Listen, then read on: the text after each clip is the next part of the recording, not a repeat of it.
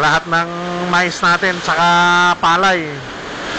Kahit nasaan natin ilagay, talagang wala na, nabasa na lahat.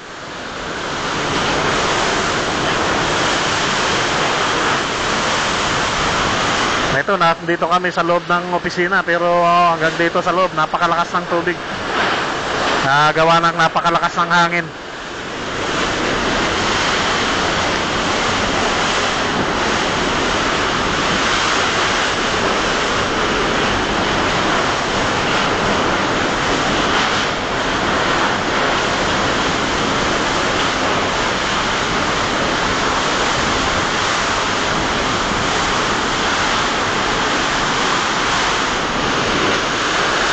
So, pinaka magagawa lang natin dito pagkatapos nitong bagyo,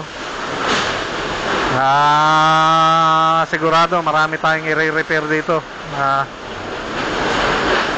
So, sana naman hindi ganong kalaki ang damage natin dito sa farm.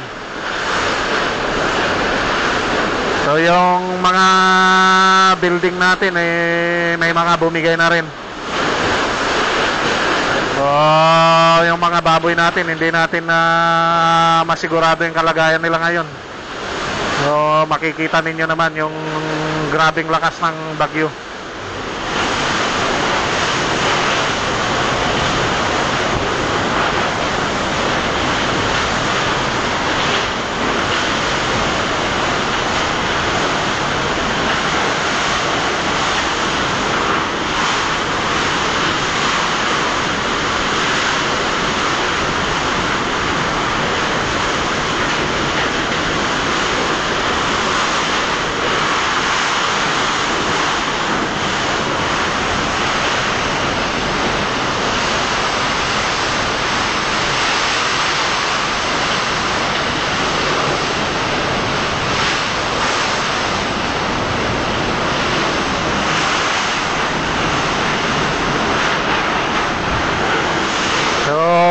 Napakarami ng lumipad na yero, hindi lang dito sa atin, pati sa mga kapitbahay. Mayroon pang buong bubong ng bahay lumipad na.